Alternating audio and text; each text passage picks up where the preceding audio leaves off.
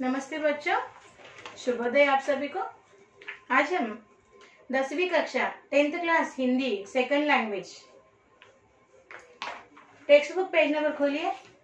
10th class Hindi second language का text book खोलिए, page number 9 खोलिए। यहाँ पर आपको पठन हेतु एक छोटी नाटिका यानी नाटक दिया हुआ है। इसमें पहला दृश्य दूसरा दृश्य के अनुसार आपको एक नाटक दिया है, उसे हम पढ़कर आज समझेंगे। ठीक है। आप टेक्स्ट बुक पेज नंबर 9 खोलिए। इसका नाम है, ये सिर्फ पढ़ने के लिए दिया गया है, इसका नाम है यह रास्ता कहाँ जाता है। ओके, ये एक नाटक है। इस नाटक को पढ़कर इसमें दिए हुए विषय को हम समझेंगे। तो आप सभी लोग आपका पाठ्य पुस्तक यानी text book Hindi second language 10वीं कक्षा का हिंदी सेकंड लैंग्वेज का टेक्स्ट बुक खोलिए।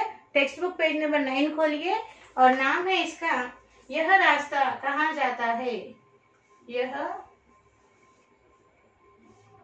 रास्ता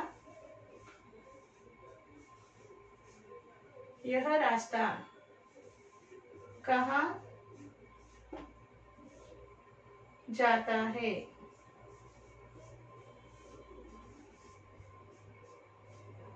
ओके, देखिए इस नाटक को पढ़कर इसमें दिए हुए विषय को हम समझने का प्रयास करेंगे। मैं पढ़ रही हूँ, आपको ध्यान से सुनना है बच्चों, ठीक है ना। देखिए पहला दृश्य। ओके, पहले दृश्य में क्या हुआ देखो। इसके पात्र है मोना, गोलू, नानी। ओके, मोना, गोलू, नानी। पात्र कौन कौन है इसके? पात्र यानी कैरेक्टर्स। पात्र कौन है? मोना, गोलू और नानी इस नाटक के पात्र है। नाटक यानी एक ड्रामा है, नाटक। ओके, और इसके और पात्र है। ओके, माघ, भोज। ओके, माघ पहले दृश्य के यह पात्र है। पहले दृश्य के ये पहला दृश्य है, फर्स्ट सीन। पहला दृश्य यानी फर्स्ट सीन।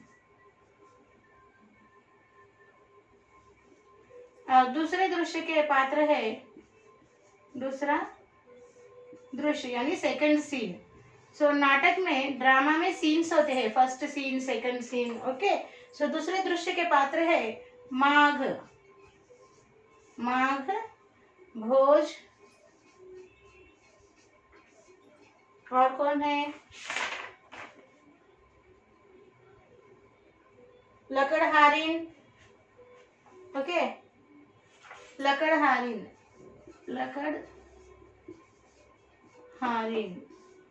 ओके, इस नाटक के पात्र है। तो अभी हम पहले दृश्य में मोना, गोलू और नानी ये लोग क्या कर रहे हैं देखेंगे। ठीक है, पढ़ रहे हैं, ध्यान से सुनिए। पहला दृश्य मोना, नानी। पहला दृश्य देखे, मोना कह रहे नानी नानी एक कहानी सुनाओ ना। मोना कह रही है नानी नानी एक कहानी सुनाओ ना।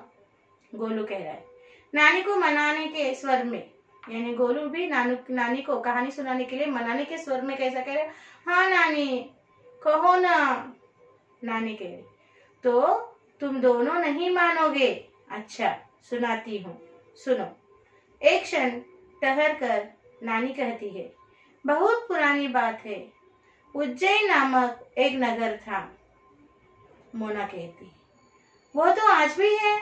नानी, कहाँ है बतला तो ना। मोना बोलती है, मध्य प्रदेश में। गोलू कहता है, हाँ नानी, उज्जैन नामक एक नगर था। फिर? नानी कहती है, राजा भोज वहां का राजा था। मोना कहती है, मेरी किताब में लिखा है नानी कि वह बहुत बड़ा विद्वान था। उसके दरबार में एक कवि रहता था, नाम था उसका माघ। गोलू कहता है, नानी को कहने दो ना, किताब की बात बाद में पढ़ लेना। नानी आगे। नानी कहती है, राजा भोज प्रजा का सुख दुख जानने के लिए भेष बदलकर रात में घूमा करता था।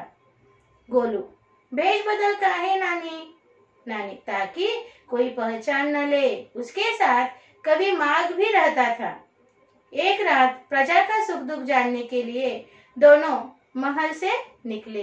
देखिए बच्चों, आप भी आपके नानी को या दादी को कहते होंगे कि हमें कहानी सुनाओ, कहानी सुनाओ। जैसे कि यहाँ पे गोलू और मोना कह रहे हैं, वो दादी को कहानी सुनाने के लिए मना रहे हैं। फिर दादी ने कहानी सुनाना शुरू किया और मोना अपनी बीच बीच में बातें करने लगती है। तो गोलू कहता है कि तू रुक ना, पहले दादी को कहानी सुनाने दो। तो दादी कहानी सुना रही है उज्जैन शहर की, जो मध्य प्रदेश में है, और वहां पर एक राजा राज करता था। उसका नाम क्या था? उसका नाम क्या था? क्या बताया है? राजा का नाम था भोज, राजा भोज। वो प्रजा के प्रति बहुत ही जागरूक था और प्रजा का सुख दुख जानने के लिए वे भेष बदलकर यानी अन्य वेश में रात में घूमा करता था और प्रजा के सुख दुख का पता लगाता था। समझ में आ गया? अभी दूसरा दृश्य में देखो, कहानी आगे बढ़ती है। ओके, माघ। अभी राजा, ये माघ कौन है? राजा के दरबार में एक बहुत बड़ा कवि है।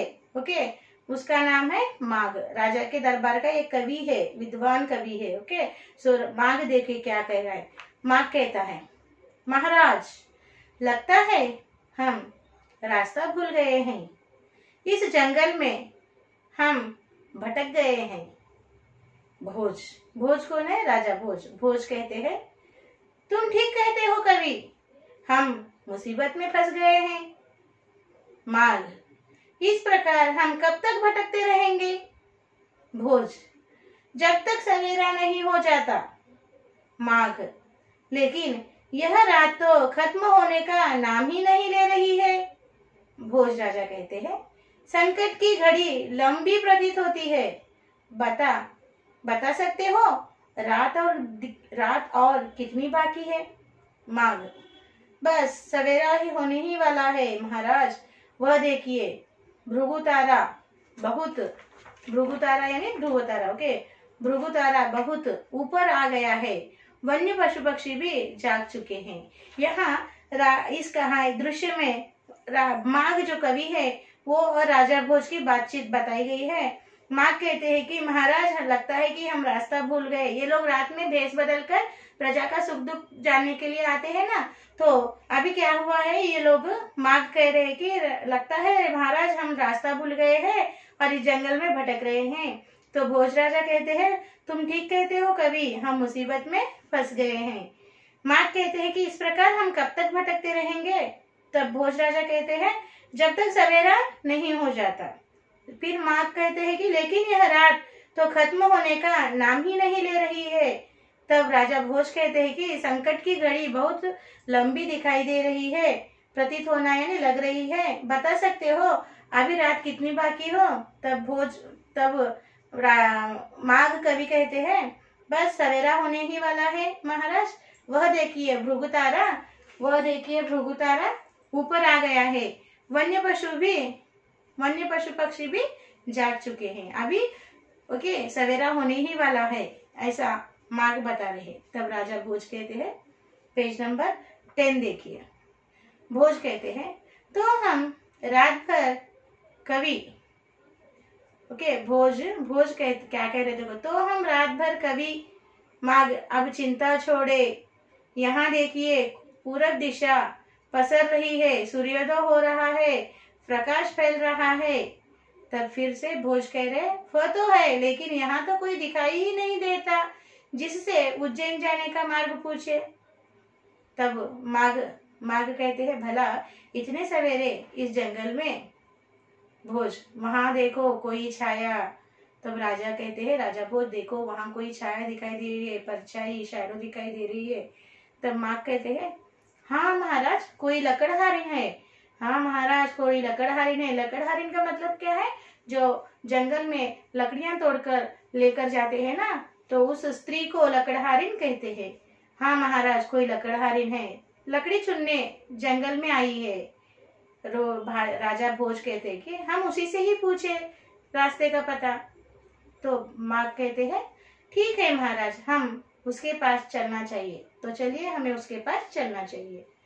भोज कहते हैं, हाँ तो चलो, चलकर उसी से पूछे। राजा भोज लकड़हारिन को चुपचाप खड़ा देखकर तुम ही से पूछ रहे हैं। राजा भोज, वो लकड़हारिन चुपचाप खड़ी हुई है। सो उसे देखकर राजा भोज कहते हैं कि हम तुम ही से पूछ रहे हैं। लकड़हारिन कहती है, वह तो मैं समझ रही हूँ।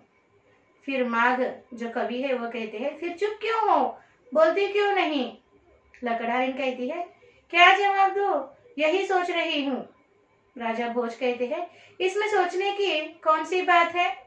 लकड़हारिन कहती है तभी तो चुप हूँ। माघ कहते हैं, फिर कहो, हम भी तो सुने। लकड़हारिन कहती है, यह रास्ता कहीं आता जाता नहीं, यह रास्ता कहीं आता जाता नहीं है, वह तो यही पड़ा रहता है, लोग इस पर आते जाते रहते हैं। आप दोनों कौन हैं और कहाँ जाना चाहते हैं। देखिए लकड़हारिन कितनी समझदार है। इन्होंने पूछा कि यह रास्ता किधर जाता है। आमतौर पे हम लोग भी ऐसे ही पूछते हैं ना कि भाई यह जो हम चल रहे हैं यह रास्ता किधर जाता है। तो इस लकड़हारिन ने समझदारी से कैसे जवाब दिया। देखिए, रास्ता तो निर्जीव है, रास्ता तो किधर आता जाता नहीं है, बस हम लोग जो इस पर चलते हैं हम लोग ही इधर उधर आते जाते हैं। देखिए क्या हुआ आगे। लकड़हारिन ने इस तरह से जवाब दिया। ओके, और राजा भोज कह रहे हैं, हम दोनों मुसाफिर है, मुसाफिर यानी ट्रैवलर्स, हम दोनों मुसाफिर है और उज्जैन जाना चाहते हैं। राजा भोज ने उस लकड़हारिन से कहा कि हम दोनों मुसाफिर है, so we both are travellers and we want to go to Ujjain city, हम उज्जैन शहर को जाना चाहते हैं। तो लकड़हारिन ने क्या जवाब दिया देखो, मुसाफिर तो इस दुनिया में दो ही है, एक सूर्य जो उधर निकल रहा है और एक चांद जो उधर मिट रहा है। हम दोनों न सूर्य हो, तुम दोनों न सूर्य हो और न चांद, फिर मुसाफिर कैसे हो। देखिए ये औरत बहुत ही, ये लकड़हारिन बहुत ही होशियार है। तो राजा भोज ने उससे कहा कि उस लकड़हारिन से, हम दोनों मुसाफिर है, वी बोथ आर ट्रैवलर्स, और हम उज्जैन शहर जाना चाहते हैं, means we want to go to Ujjain city. So this lady is given the answer, what she was given the answer. So इस लकड़हारिन ने क्या जवाब दिया कि इस दुनिया में मुसाफिर दो ही है, in this world the two members only having the two travelers, one is sun and another is moon. So sun is now rising and moon is now setting. So उधर से सूरज निकल रहा है और इधर से सूरज चांद मिट रहा है, यानी उधर से सूरज उग रहा है, इधर से चांद डूब रहा है। ये दोनों ही मुसाफिर हैं। तभी माघ पूछते हैं उस औरत से, माघ कौन है, कवि पूछे, ठीक कहती हो, हम दोनों न सूरज है और न चांद, मेहमान अवश्य है। तो इस लकड़हारिन ने कहा ना राजा भोज को कि मुसाफिर तो दो ही है, एक सूरज है एक चांद है, एक सूरज उधर से निकल रहा है और चांद इधर से डूब रहा है, न तो आप चांद हो न तो आप सूरज हो, तो आप कौन हो। ओके, तो आप मुसाफिर कैसे हो, ऐसे इस लकड़हारिन ने पूछा। तब माघ ने क्या जवाब दिया, ठीक कहती हो कहा। माघ ने उस लकड़हारिन से कहा कि तुम ठीक कहती हो, न तो हम सूरज है न तो हम चांद है, मगर हम मेहमान अवश्य है। मेहमान का अर्थ क्या है, गेस्ट, अतिथि। हम मेहमान अवश्य है, हम अतिथि है, मेहमान है, गेस्ट है। लकड़हारिन ने देखो फिर क्या कहा, आप लोग मेहमान भी नहीं हो सकते, आप लोग मेहमान भी नहीं हो सकते, क्योंकि मेहमान भी दो ही होते हैं। आप लोग मेहमान भी नहीं हो सकते क्योंकि मेहमान भी दो ही होते हैं, एक धन और दूसरा यौवन। समझे, ये लकड़हारिन तो बहुत ही चतुर है ना।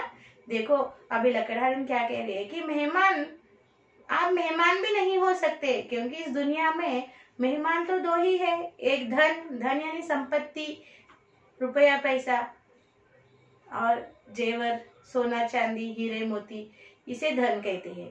इस दुनिया में मेहमान तो दो ही है, एक धन है और दूसरा यौवन। यौवन यानी जवानी, अपना यौवन, जवानी का अपना जवान, अपनी जवानी, अपना यौवन। ओके, ये दो ही मेहमान है, अतिथि है। समझे। सो भोज राजा कहते हैं कि मैं राजा हूँ। तब भोज राजा कहते हैं उस लकड़हारिन से, मैं राजा हूँ। लकड़हारिन देखो क्या कहती है, क्योंकि राजा भी दो ही है।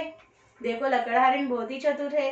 अब लकड़हारिन क्या कह रही है, क्योंकि राजा भी दो ही है, एक इंद्र और दूसरा यमराज। कहो तुम इन दोनों में से कौन हो? जब राजा भोज लकड़हारिन से कहते हैं कि मैं राजा हूँ, तो लकड़हारिन कहती है कि राजा भी इस दुनिया में दो ही है, एक इंद्र राजा इंद्रदेव और दूसरा यमराज। बोलो आप कौन से राजा हो? तब माघ जो कवि है ना, उनको गुस्सा आता है और चिढ़कर गुस्से में बोलते हैं, तुम हमें जानती नहीं हो, हम दो ऐसे पुरुष हैं जो किसी को भी कोई कसूर करने पर माफ कर सकते हैं। लकड़हारिन कहती है, इतना गुमान नहीं करो तो बेहतर, इतना गुमान नहीं करो तो बेहतर। जब ये जो कवि है इस लकड़हारिन के हाजिर जवाब पे चिढ़कर कहते कि हम दो ऐसे पुरुष हैं जो किसी को भी कोई कसूर करने पर माफ कर सकते हैं। तब लकड़हारिन कहती कि इतना गुमान नहीं करो तो बेहतर, गुमान यानी अभिमान, इतना घमंड इतना अभिमान न करो तो अच्छा होगा, बेहतर यानी अच्छा होगा। माफ भी दो ही कर सकते हैं, इस दुनिया में माफ करने वाले भी दो ही है। कौन है? एक धरती और दूसरी नारी।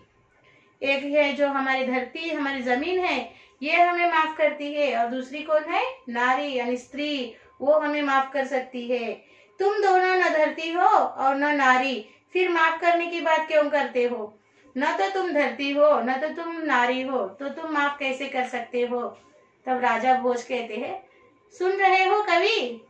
कवि को माघ को कहते हैं राजा भोज, सुन रहे हो कवि, यह तो हमारी भी नहीं चलने दे रही है, अब क्या करे? राजा भोज तथा कवि माघ हारे हुए पुरुषों की तरह चुपचाप खड़े रहते हैं, सोचते हैं। भोज राजा कहते हैं फिर सोचने के बाद, समझो हम दो हारे हुए व्यक्ति हैं, अब तो रास्ता बतला दो। लकड़हारिन कहती है, रास्ता तो मैंने कभी का बतला दिया होता, किंतु तुम दोनों सच बोलो तब ना। तुम दोनों हारे हुए भी नहीं हो सकते, क्योंकि इस संसार में हारा हुआ एक लोभी और दूसरा स्वार्थी, समझे?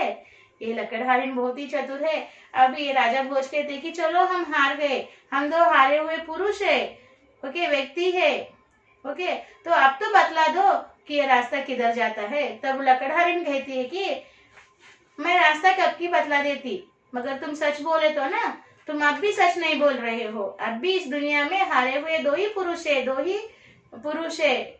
कौन है? एक स्वार्थी और एक लोभी। जो लोभ करता है और जो स्वार्थ करता है, दो व्यक्ति ही हारे हुए है, समझे? राजा भोज आप कहते हैं कि आप क्या कहते हो कवि? माघ से कहते हैं राजा भोज, आप क्या कहते हो कवि? तब माघ जो कवि है कहते हैं, समझ में नहीं आ रहा है महाराज, क्या कहे क्या न कहे, अब हम सब तरह से हार चुके हैं। भोज कहते हैं, हम सब तरह से हार चुके हैं, हमें नहीं मालूम हम कौन हैं, तुम ही कहो हम कौन हैं। दोनों लकड़हारिन के सामने झुकते हैं। लकड़हारिन, ऐसा कर मुझे लज्जित न करे महाराज, मैं आपकी प्रजा हूँ। लकड़हारिन कहती है कि ऐसा कर मुझे लज्जित न करे महाराज, मैं आपकी प्रजा हूँ। माघ व भोज आश्चर्य से, तो तुम हमें जानती हो? लकड़हारिन, अवश्य जानती हूँ, तुम राजा भोज हो और यह तुम्हारा कवि माघ है ना? भोज, सच है, लेकिन किससे कहना मत, तुम जैसी बुद्धिमान प्रजा मेरे राज्य में बसती है, यह जानकर मैं अति प्रसन्न हूँ। हमें उज्जैन का रास्ता बतला दो और क्षमा कर दो। देखो लकड़हारिन को सब कुछ पता है, मगर ये इन दोनों की परीक्षा ले रही थी, ओके। फिर बाद में कहते हैं कि जब ये दोनों उस लकड़हारिन के सामने राजा भोज और माघ झुकते हैं, क्षमा मांगते हैं, तब लकड़हारिन कहती है कि मुझसे इस तरह से क्षमा मांगकर, झुककर क्षमा मांगकर मुझे लज्जित मत करो, मुझे शर्मसार मत करो, यानी मुझे ऐसे मेरे सामने झुककर आप लोग क्षमा मत मांगो। मुझे क्या होगी, मुझे शर्म आएगी, क्योंकि मैं आपकी मामूली प्रजा हूँ, यानी मैं आपके राज्य में रहने वाली एक प्रजा हूँ, ओके। सो आम पीपल बोलते ना, प्रजा यानी पीपल, प्रजा हूँ। तब दोनों राजा माघ और भोज आश्चर्य से उस लकड़हारिन का और देखते हैं, तो तुम हमें जानती हो? हाँ, मैं आपको जानती हूँ, आप हमारे राजा भोज है और ये आपके कवि माघ है, ओके। सो कहते हैं कि किससे माघ है, तो राजा कहते हैं कि राजा भोज कहते हैं, लेकिन किससे कहना मत, देखो किससे कहना मत कि हम इस तरह घूम रहे हैं। ओके, तुम जैसी बुद्धिमान प्रजा हमारे राज्य में हो, मुझे बहुत क्या है, मुझे नाज है, यानी मुझे तुम जैसी प्रजा मेरे राज्य में बसती है जानकर मैं बहुत खुश हूँ, प्रसन्न हूँ। हमें उज्जैन का रास्ता बतला दो और क्षमा कर दो, हमें उज्जैन जाने का रास्ता बतला दो और क्षमा कर दो।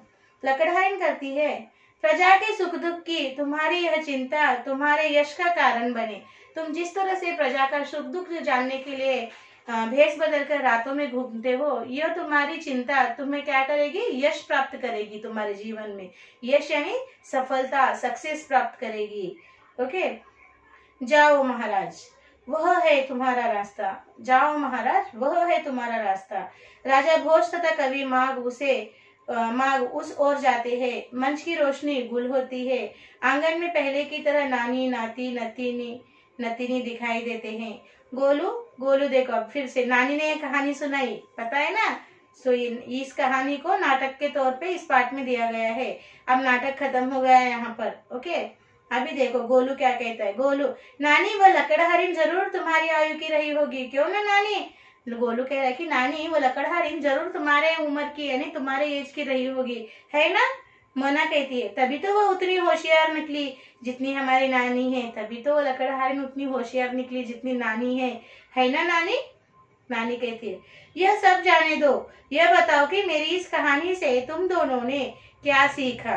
नानी ने कहा कि यह सब जाने दो, मेरी इस कहानी से तुम दोनों ने क्या सीखा वो बताओ। कुछ सीखा कि नहीं, नानी ने पूछा। So what moral you took from this story, something you took और not, you learn or not? नानी ने पूछा। नानी asked like this, grandma asked like this. नानी means grandmother, maternal grandmother, mummy's mummy, maternal grandmother called as नानी। So Golu कहता है, दीदी हमने क्या सीखा है, बतलाओ नानी को। मोना कहती है, हमने सीखा है हमें अहंकार नहीं करना चाहिए। क्यों नानी। नानी कहती है, बिल्कुल ठीक समझा, अहंकार बुरी बात है, हमें उससे बचना चाहिए। देखो इस कहानी से क्या सीखा उन्होंने, what the moral they took, we should not feel proud. अहंकार यानी प्राउड, हमें अहंकार नहीं करना चाहिए, अहंकार करना बुरी बात है। Okay, feeling proud is very bad. Okay, so this is the moral you have to take from this story. Okay, हमें अहंकार नहीं करना है। चलो मेरे साथ एक बार बोलिए, इस कहानी से हमें क्या सीख लेना है, अहंकार नहीं करना है, हमें अहंकार नहीं करना है। यहाँ पर कहानी समाप्त होती है। और यह कहानी किसने रची है, बाबू राम सिंह की रचना पर आधारित है। यह कहानी के रचयिता का नाम है बाबू राम सिंह। ओके, इनकी यह छोटी सी कहानी है। सो कैसी लगी कहानी आपको बच्चों, अच्छी लगी, समझ में आया सब कुछ इसमें का। सो आप बड़े बच्चे हो इस तरह। ओके, मेरा निवेदन है आपसे कि पाठ को पढ़ते रहिए। पढ़ने से आपकी विचार शक्ति की अभिवृद्धि होती है, विचार शक्ति डेवलपमेंट होती है, सोचने की शक्ति बढ़ती है और पाठ में दिया गया हुआ विषय आपको समझ में आता है, जिससे आप अपने ओन शब्दों में हर प्रश्न का उत्तर लिख सकोगे। समझ में आया। सो दिन में 2 बार एक पाठ को पढ़ने की आदत डालिए, पढ़ना बहुत जरूरी है। समझ में आया ना बच्चों। सो फिर एक बार मैं कहानी पढ़ूंगी, उसके बाद हम अगला भाग देखेंगे। ओके, सो मैं पढ़ूंगी, मेरे साथ आपको पढ़ना है, ठीक है ना। सो दिस इज टीचर के साथ जो वाचन किया जाता है उसको आदर्श वाचन कहते हैं। ओके, सो मैं पढ़ाऊंगी, मेरे साथ आप पढ़िए। आप 10th क्लास के बच्चे हो मगर पढ़ना तो बहुत जरूरी है ना। सो एक बार लेसन रीडिंग करेंगे, मेरे साथ आपको रिपीट करना है, ठीक है ना। तैयार हो, पेज नंबर 9 देखिए। पहला दृश्य, मोना, नानी नानी एक कहानी सुनाओ ना। गोलू नानी को मनाने के स्वर में, हाँ नानी कहो ना। नानी, तो तुम दोनों नहीं मानोगे। अच्छा सुनाती हूँ, सुनो। एक क्षण ठहर कर नानी कहती है, बहुत पुरानी बात है, उज्जैन नामक एक नगर था। मोना, वह तो आज भी है।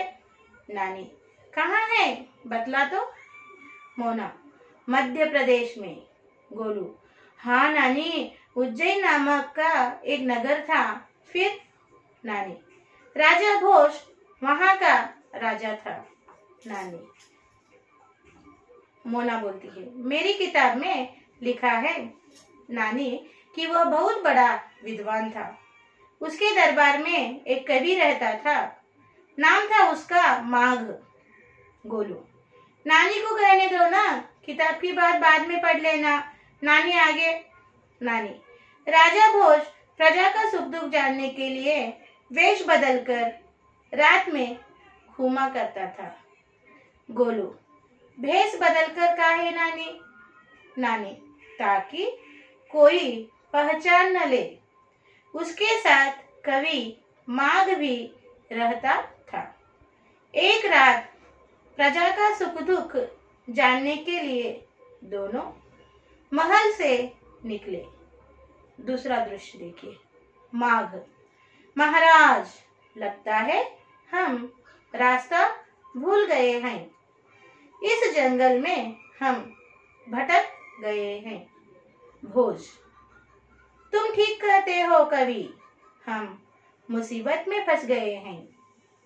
माघ, इस प्रकार हम कब तक भटकते रहेंगे? भोज, जब तक सवेरा नहीं हो जाता। माघ, लेकिन यह रात तो खत्म होने का नाम ही नहीं ले रही है। भोज, संकट की घड़ी लंबी प्रतीत होती है। बता सकते हो रात और कितनी बाकी है? माघ, बस सवेरा होने ही वाला है महाराज। वह देखिए भृगु तारा, बहुत। पेज नंबर 10 खोलिए। ऊपर आ गया है। वन्य पशु पक्षी भी जाग चुके हैं। भोज, तो हम रात भर कवि। माघ, अब चिंता छोड़े, यहाँ देखिए पूरब दिशा पसर रही है।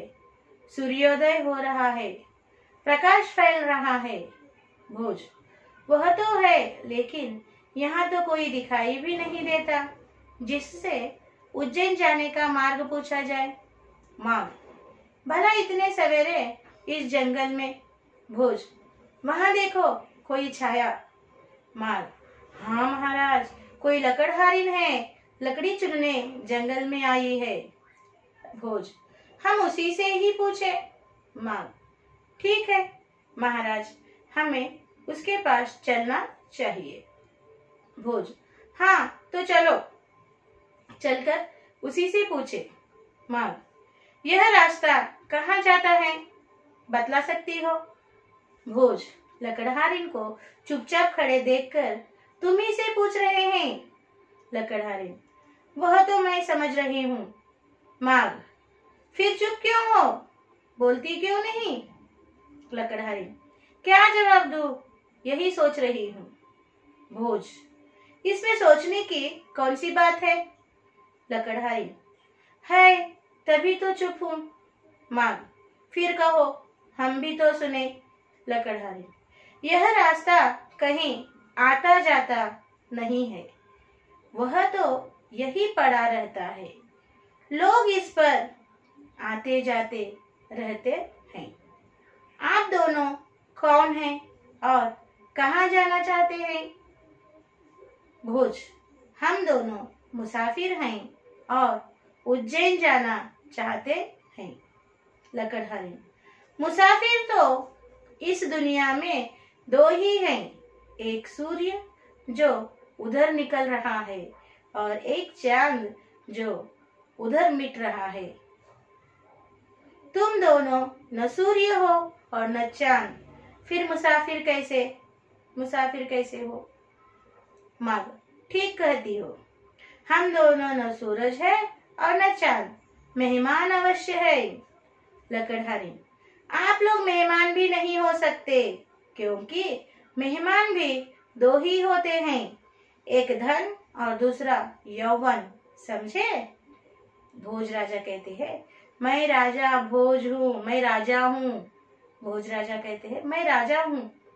लकड़हारिन कहती है, क्योंकि राजा भी दो ही है, एक इंद्र और दूसरा यमराज। कहो तुम इन दोनों में से कौन हो? तब माघ चिढ़कर कहते हैं, तुम हमें नहीं जानती हो, हम दो ऐसे पुरुष हैं जो किसी को भी कोई कसूर करने पर माफ कर सकते हैं। लकड़हारिन कहती है, इतना गुमान नहीं करो तो बेहतर, माफी भी दो ही कर सकते हैं, एक धरती और दूसरी नारी। तुम दोनों न धरती हो और न नारी, फिर माफ करने की बात क्यों करते हो? भोजराजा कहते हैं, सुन रहे हो कवि, यह तो हमारी भी नहीं चलने दे रही है, अब क्या करे? राजा भोज तथा कवि माघ हारे हुए पुरुषों की तरह चुपचाप खड़े रहते हैं, सोचते हैं। राजा भोज कहते हैं, समझो हम दो हारे हुए व्यक्ति हैं, अब तो रास्ता बतला दो। लकड़हारिन कहती है, रास्ता तो मैंने कभी का बतला दिया होता, किंतु तुम दोनों सच बोलो तब ना। तुम दोनों हारे भी नहीं हो, हारे हुए भी नहीं हो सकते, क्योंकि इस संसार में हारा हुआ एक लोभी और दूसरा स्वार्थी, समझे? भोज, अब क्या कहते हो कवि? माघ, समझ में नहीं आ रहा है महाराज, क्या कहे क्या न कहे, हम सब तरफ से हार चुके हैं। भोज, अब सब तरह से हार चुके हैं, हमें नहीं मालूम हम कौन है, तुम्हें कहो हम कौन हैं। दोनों लकड़हारिन के सामने झुकते हैं। लकड़हारिन, ऐसा कर मुझे लज्जित न करे महाराज, मैं आपकी प्रजा। माघ व भोज आश्चर्य से, तो तुम हमें जानती हो? लकड़हारिन, अवश्य जानती हूँ, तुम राजा भोज हो और यह तुम्हारा कवि माघ है ना? भोज राजा कहते हैं, सच है, लेकिन किसी से कहना मत, तुम जैसी बुद्धिमान प्रजा मेरे राज्य में बसती है, यह जानकर मैं अति प्रसन्न हूँ। हमें उज्जैन का रास्ता बतला दो और क्षमा कर दो। लकड़हारिन कहती है, प्रजा के सुख दुख की तुम्हारी यह चिंता तुम्हें अवश्य यश का कारण बनेगी, जाओ महाराज, वह है तुम्हारा रास्ता। राजा भोज तथा कवि माघ उस ओर जाते हैं। मंच की रोशनी गुल हो जाती है। आंगन में पहले की तरह नानी, नाती, नतीनी दिखाई देते हैं। गोलू, नानी, वो लकड़हारिन जरूर तुम्हारी आयु की रही होगी, क्यों नानी? मोना कहती है, तभी तो वो उतनी होशियार निकली जितनी हमारी नानी है ना नानी? नानी, यह सब जाने दो, यह बताओ कि मेरी इस कहानी से तुम दोनों ने क्या सीखा? कुछ सीखा कि नहीं? गोलू कहता है, दीदी, हमने क्या सीखा है बतलाओ नानी को। मोना कहती है, हमने सीखा है हमें अहंकार नहीं करना चाहिए, क्यों ना नानी? नानी कहती है, बिल्कुल ठीक समझा है, अहंकार बुरी बात है, हमें उससे बचना चाहिए, और पर्दा गिरता है और नाटक खत्म होता है। समझ में आया? सो इस तरह से आपको पाठ का वाचन करना है। You have to read like this lesson at least in a day twice, okay ना? सो हमेशा पाठ को पढ़ते रहिए और उसमें दिए हुए विषय को समझते रहिए और प्रश्नों के उत्तर खुद से लिखने का प्रयास कीजिए। आप बड़े बच्चे हो ना, ओके? सो आज का हमारा साक्षी इस तरह लिखिए।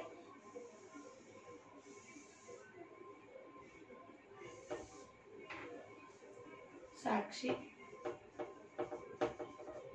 ओके? और साक्षी में क्या लिखना है मैं भी बताऊंगी आपको।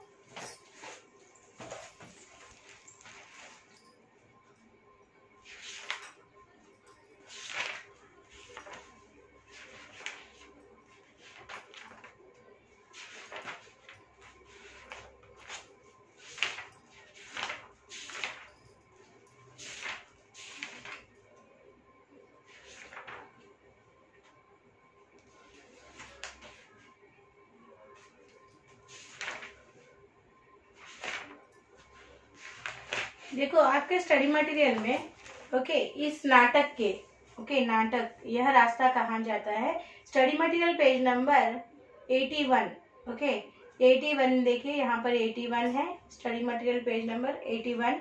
यहाँ पर आपको कठिन शब्द और अर्थ दिए गए हैं, 1 2 3 4 5 6 ओके, ये कठिन शब्द और अर्थ आपको आपके क्लास वर्क में लिखना है। ओके, सो आपका साक्षी इस तरह लिखिए। साक्षी, सब्जेक्ट लिखिए Hindi,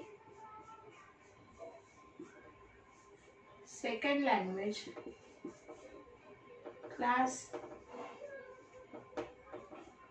10th class, HW, learn and write, meanings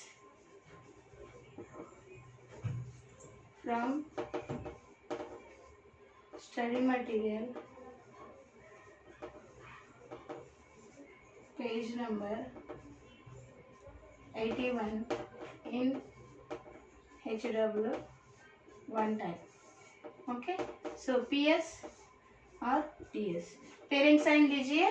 और स्टडी मटेरियल पेज नंबर 81 पर मीनिंग्स दिए हुए हैं इस नाटक के, वो मीनिंग्स आपको क्लास वर्क में, हाँ, होमवर्क बुक में एक बार वन टाइम लिखना है। और लिखने के बाद जो स्कूल का मेल आईडी आपको दिया गया है उस मेल आईडी को भेज दीजिए, समय में भेज दीजिए, कुछ भी पेंडिंग वर्क मत रखिए, ठीक है ना। तो फिर हम एक नए लेसन के साथ, एक नए पार्ट के साथ दूसरे सेशन में मिलेंगे। तब तक धन्यवाद, बाय बाय।